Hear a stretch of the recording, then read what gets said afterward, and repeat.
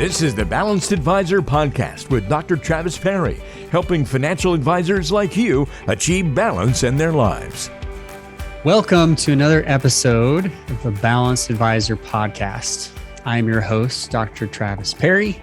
Today, I have with us Julie Littlechild. Julie is the founder and CEO of Absolute Engagement, which provides technology, tools, and guidance to help advisory firms use client input to drive engagement and growth. She conducts extensive ongoing research among investors and is the author of a popular blog. Julie sat on the national board of the Financial Planning Association and was twice identified as one of the 25 most influential people in financial planning. Welcome, Julie, to the show. Thank you so much. Thrilled to be here. Yeah. So how did you get into serving financial advisors? What got you into this industry? Oh gosh, you have to go back a few years for that, that's for sure. But I began sort of out of business school, and what was interesting was at the time there wasn't a lot of real research being done on what advisors are doing to manage and grow their business and how they were succeeding and what separated one from the other. And I worked with a small firm that was really doing that. And that was the start. And I really didn't look back from there. And then when it came time to go out on my own, I began to focus more on client experience and referral growth and some of the areas where I thought I could contribute. But it was an emergent strategy, shall we say. It morphed over time. Gotcha. And what made the difference to say, okay, I'm actually going to focus on helping advisors do, what I do best? Like, what was it that made that switch? Well, when I began, I was doing more broad-based consulting and coaching around practice management. We would have referred to it quite broadly. And there were really two things that were pivotal for me. One was I realized I'm just not a coach. Like, that isn't my thing. And I have incredible respect for people who do that and do it well. But I knew I needed a different business model. But the other thing that kind of led me down this path was I was talking to advisors all the time about what they were going to deliver to their clients. And I would keep saying, well, so what do your clients want? And I was met with this resounding, I don't know. And so the more this happened over and over, I realized that where we needed to start was to get better insights on what clients need, want, and expect, kind of get inside their head to a greater degree. And that would allow us to do the work that we did. And then over time, it literally morphed into that was the work that we did. Yeah. Okay. Yeah. So you're getting inside the client's head, trying to figure out what's going on there. Absolutely. And you're very, client-centric focused, and that's a lot of what you do and teach and train on. So you've done a lot of this work. What did you do to get there? I've done some work myself in psychology and human development and relationships to really get into what's going on in the client's head as well on the psychological side. What were you doing? What direction did you take? Well, a lot of it began. Now, I'm very, I have a strong bias toward research. It sounds like you do too. But I was never someone who felt like I could just say, hey, here's a good idea. And because I'm saying it, therefore it must be a good idea somehow. But so we always began with industry research. Now, we did a lot of research with advisors and continue to do that. But the biggest body of research that we began to do was with investors. And the more we did that, the more we were able to see how they were changing and what they needed, and found that really our sweet spot was translating what we were seeing in that research into workable models for advisors within their business. So that gave us the impetus and the content and the reassurance that we were talking about the right things. And we continue to do that to this day. Yeah. No, I love that. That's fantastic. What did you find was some of the, maybe the most, and when we research clients, when we research human development and behavior, there's a lot of this, what we call, the research. Like, yeah, we already knew that, but it's just confirming that. What was some of the maybe new research that you saw that was the findings were surprising to you about, the clients in this industry?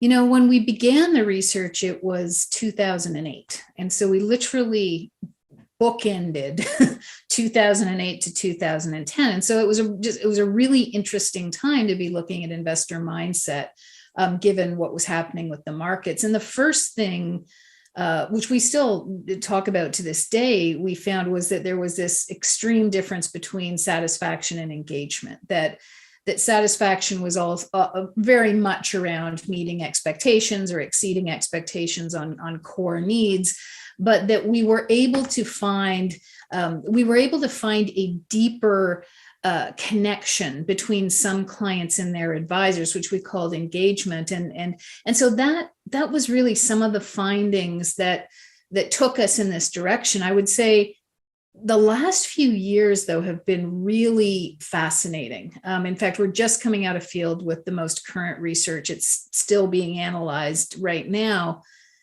But what's becoming so apparent to me, which you could argue is a duh research moment, is that, people are human. Like, we can't get much more duh than that. But the reality is we've been able to kind of peel back the onion, and we've seen some of the biggest concerns and needs and challenges. And we're looking more deeply at how clients are really feeling right now, and then trying to bring that back to advisors to say, it's not enough to talk about good service and how often you're meeting with clients. We've got to find a way for you to provide meaningful guidance and demonstrate real leadership.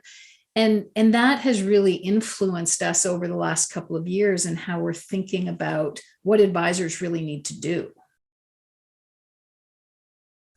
Love that. Well, I appreciate you giving us, a better understanding of what you're about, how you're helping advisors. And we're going to talk a lot about this throughout our podcast today. And as listeners are tuning in and they're listening to what you're doing, we talk about balance on this podcast. So you've been involved, you've been in the industry, you've been, quite honestly, one of the top in the profession for many years. What is your definition of balance? Everybody has a different one. Everybody has a different analogy. I've felt like I've heard them all, so if you got something new, I'd love to hear it. But I'm sure I do not. I'm hoping you can tell me the secret. That's why I'm here. It's look, I think I gave up the idea that everything is in balance at any given time in our lives. So for me, it's really just about ensuring that I'm dedicating the right amount of time to my family and to my friends and to my business and to myself. And it doesn't mean that that's even, and it doesn't mean that on any given day that it's fully in balance, but overall, that's what I try to do. And it certainly doesn't mean I succeed in doing that, but that's ultimately the goal that I wake up with every day and hope I get a little bit closer to every day. Yeah, I think the old notion, like the 90s notion, the 80s notion of like, hey, it's equilibrium. We're going to do everything. It's marvelous. It's gone. Yeah, there's no such. In fact, I joke about this all the time, but my wife and I had a little tug of war about the title of this book. I wanted to call it The Myth of Balance. She's like, no, it's so negative. I'm like, but it's so true. And then as I wrote it, I was like, you know what? There's not only one myth. There's three. There's three main. There's like, hey, you can't do it all. Yes. And you can become productive, but if you don't have boundaries, you're going to be a workworkaholic anyway. You're just going to be a productive workaholic is what I coined the phrase. And then if you don't involve your family and spouse, you really are doing this alone, and you're likely going to keep falling back into the trap. Yeah. So I have really those three myths of, personal development is the end all be all, productivity is a magic pill. And, we can do it all. Like it's just not possible. So I backed away. A form of balance. Yes. Yeah. So what I found was I've interviewed so many advisors out there that literally close to 500 advisors through the Make Time Institute now that have basically said the same thing to me. They feel balanced when they're living their highest priorities.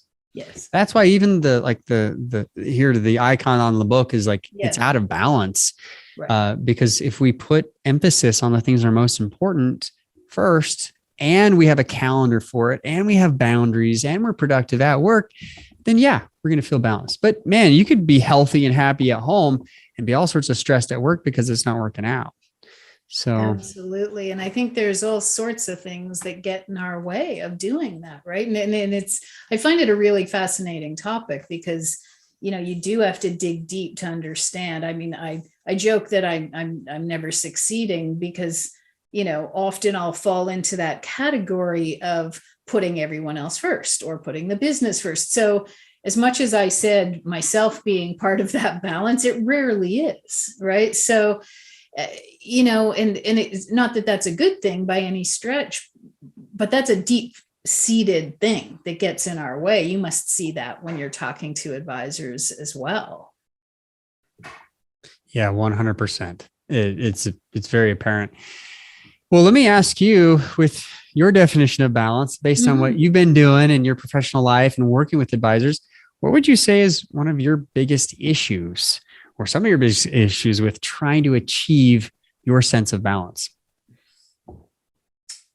Some of the things that you just mentioned, I would have to echo. And it really starts with that notion that somehow I have to do it all, right? That it's all on my shoulders, and I'm painfully aware of the other priorities. I mean, if I was not aware of other priorities, I would feel entirely in balance, but somehow that knowledge kind of knocks you off. So I would say that letting go of that has certainly helped, but it's been a hindrance along the way. And making the investments, and whether that's an investment of time or whether it's an investment of, taking the time to think through priorities, or literally the investment of growing a team. I think not making those investments really got in my way, because again, it just always comes back to you to say somehow you just have to make this work, as if, that thought will magically make it happen. Yeah. And that somehow magic just doesn't appear. It doesn't, oddly, I've been waiting for so long. It hasn't shown up yet, right? It hasn't shown up yet. No. Yeah. You mentioned two things: priorities and growing a team. You can't scale at work if you don't have a team.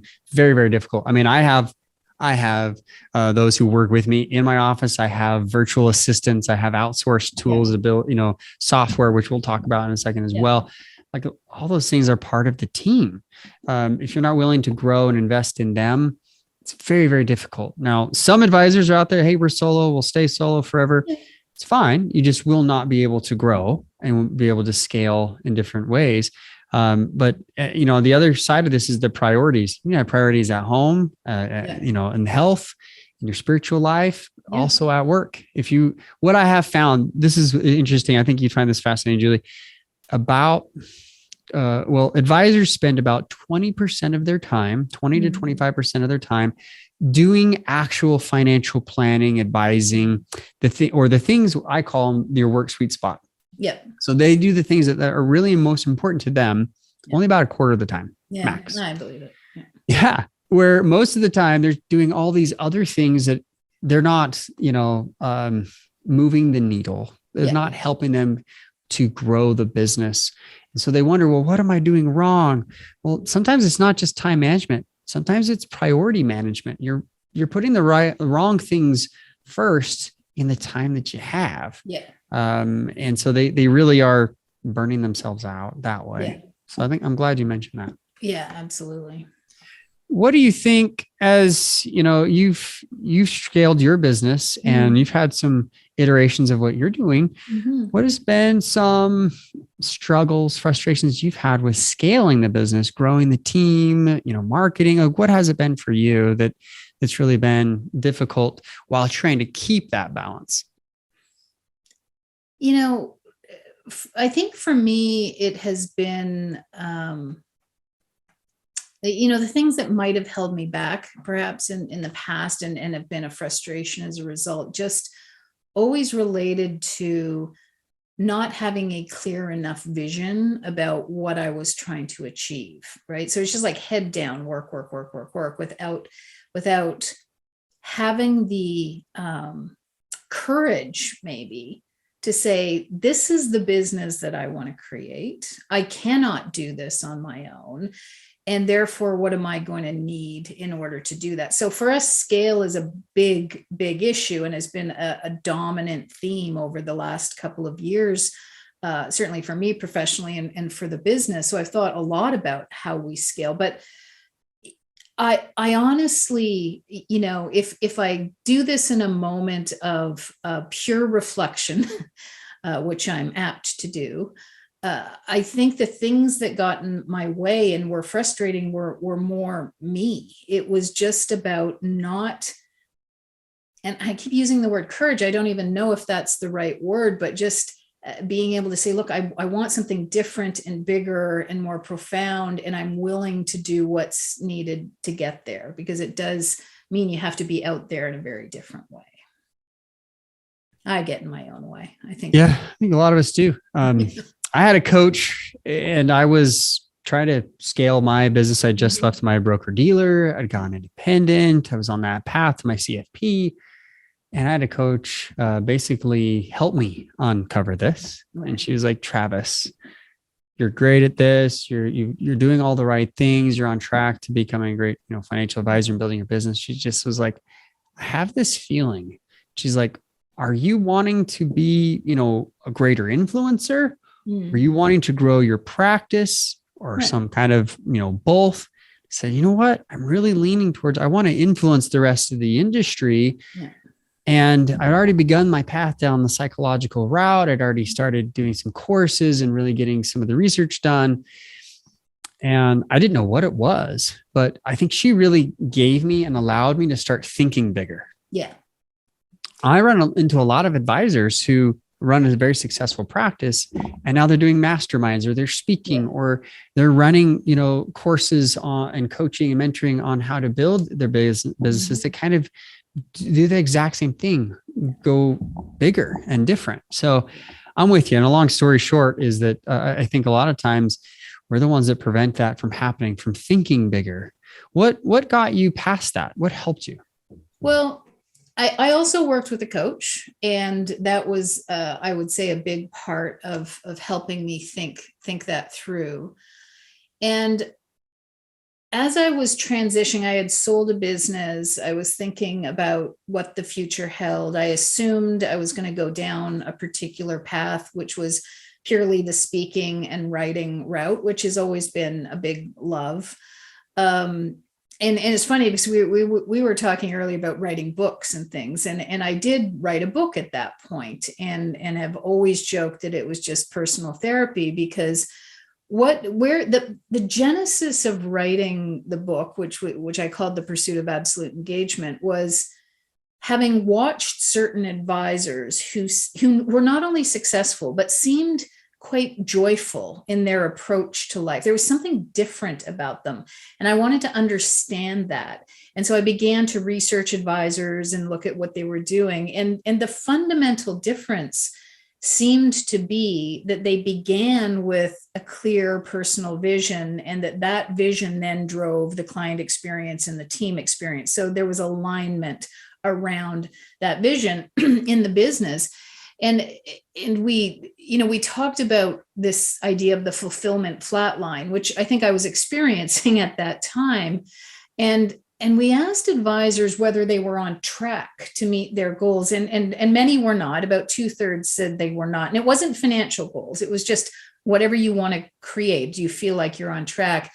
And a large majority of those said, the reason I'm not on track is not because I can't be on track. It's that what's important to me has changed. And that is and so, it just keeps coming back to this idea that we need greater clarity around what it is we're trying to achieve. And then we need to allow that to drive the business. Too often, I think, we're working against that vision with the way we've structured our businesses. And when you get that and you hit that momentum, it's a big deal. Yeah. And I think you struck a chord with me, and that is, the pursuit of absolute engagement.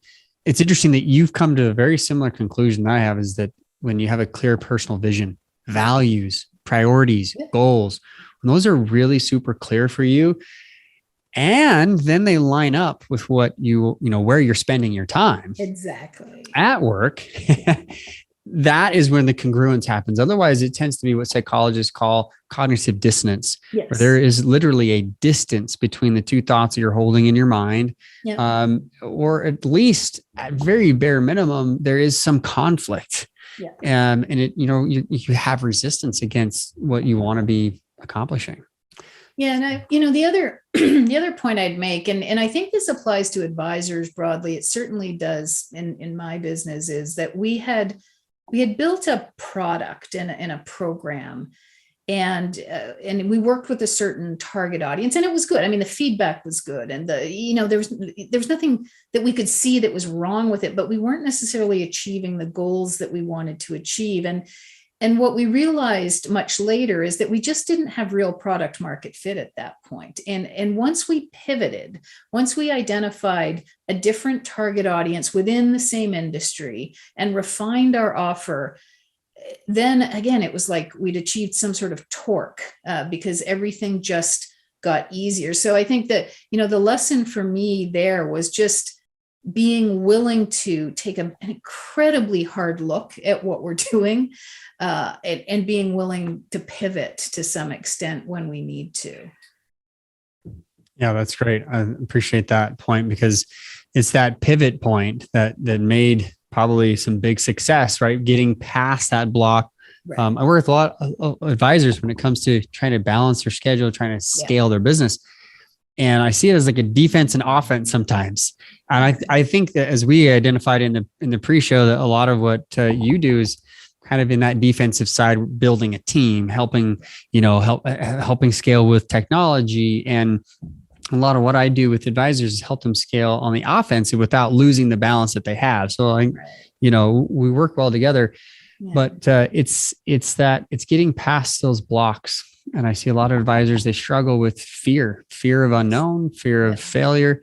But what's funny is a lot of times they don't recognize it in themselves, but they'll see it in their clients. I'm like, have you ever had a client that is really afraid of investing in the market because they were with another advisor and they lost a lot of money? Right. And so now their risk tolerance is really low, I'm like, well, that's fear of failure. Yeah. And that's you sometimes. You're afraid to do this. Like, oh yeah. And fear of success, that's where you're afraid of actually being successful in your business.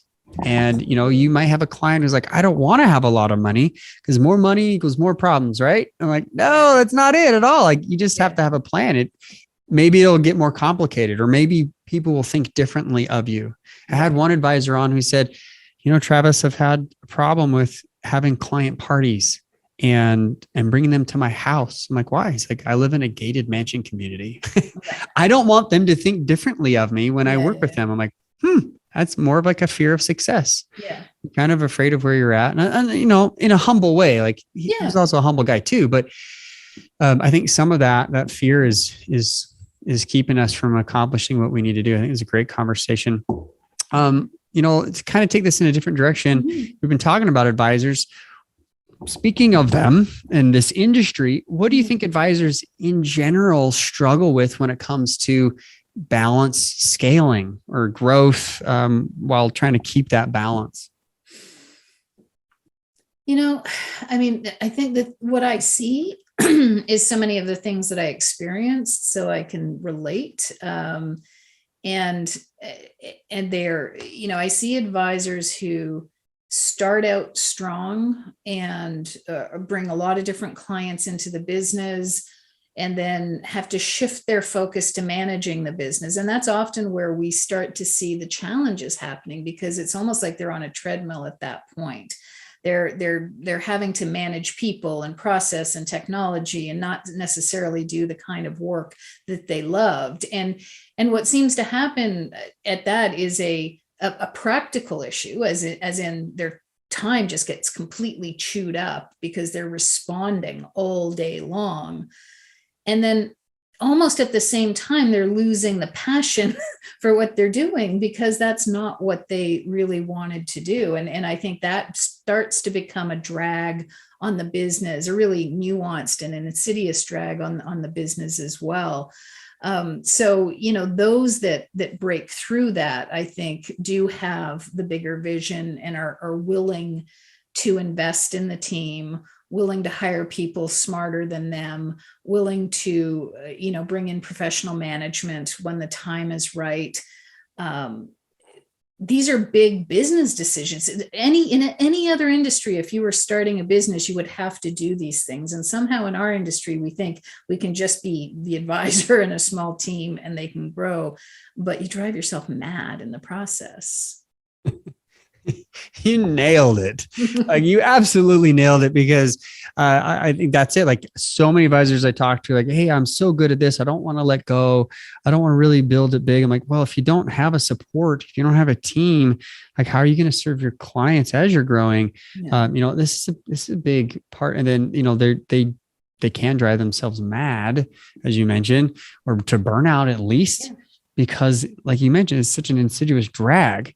That you really need to hire, you really need to build a team that can support the growth, that can support what you need to be doing. Yeah. And I think getting very real on what your expertise is. And at the same time, I have, like you said, I've met advisors who really want to do the technical work. That is, if they could do that all day long, they would be happy. Well, they may not be the person to actually build the business, which means partnering with someone who can, right? And so there's a level of self-reflection and understanding about how we really want to spend our time, right? And what kind of work we want to do and every day, that I think drives some of these decisions as well. And it's not always that you have to play these other roles, but you need to find someone who can. Yeah, great point. I like to look at medical doctors. When I was a financial advisor, we sometimes would call medical doctors the MD, standing for money dumb. And that was because they were so good at what they did. Yeah. Like, why would they care about what they're doing? Yeah. But some advisors think, well, I've got to be an advisor. I've got to do the payroll. Yeah. I've got to do, and they're never going to scale. They're never going to grow in that mentality, because they're not offloading. They're not letting go of some of these things. What would you say? What's helped you to let go of things, to delegate, to move on? It honestly comes up in almost every single podcast. Yeah. This concept. There's a number of different things. At the most granular level, it's about process. It's like there was a lot in my head, and I would say we still struggle with this, because I've been in the business the longest. I've done every job I've done, so we still do struggle with that to some extent. But I started to not only see, but live into this idea that my role was just, like you mentioned earlier, to help others to do the best possible job. So I was chatting with somebody the other day, and I said, I see myself, it's like a curling game or something now, and I don't curl, so I could probably completely mess up the analogy, but the idea that my job is just to be the sweeper and get everything out of the way so that people can do their job. And it's taken a long time to not only intellectually know that, but to every day think about, how can I help everybody else on the team be better? It's a different leap. So some of it was process, some of it was mindset, and then it became about bringing the right people in. We've got an incredible leadership team now that we did not have a number of years ago, that are smarter than me in all of their respective areas, and that's a huge deal. The other piece, and this is relatively new, and we're not alone, is we've been really kind of working with the EOS model a little lately to say, all right, Julie, like, we know, if you're familiar with the terminology, like, you're the visionary and I have a business partner who's the integrator, and we needed both of those roles to really create some momentum. Yeah, very familiar with it. And I do believe that a lot of partnerships can work really well. Well-defined boundaries, well-defined role statements. Yeah. It can work very, very well. And you can, nowadays it is the gig economy. Like I could hire a fractional CFO. Absolutely. I could hire, an executive secretary today, an assistant that would help me do everything virtually. It's an amazing world we live in where we don't necessarily have to have full-time everything at this point. We can 100%. absolutely do things, differently. So yeah. And I think the biggest change on that front has been that you can get senior people as well. Like it always, there's a period of time where you couldn't get anyone, and then you could get support staff. You can find marketing executives and so we have no need for senior people to necessarily be full-time as long as they're fully dedicated. And wow, what a difference that makes. What a difference it makes. Speaking of help, speaking of differences that we make in our choices, you make a difference in this community, in this industry. Tell us, how do you specifically help advisors to have greater scale with balance?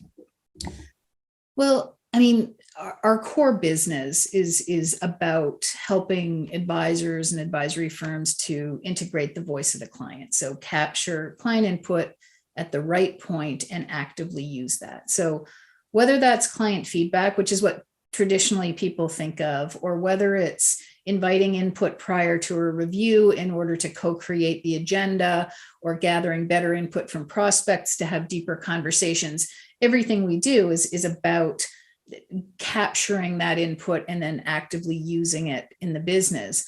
And so, it's been, a real privilege and honor to be able to do this with advisors for so many years.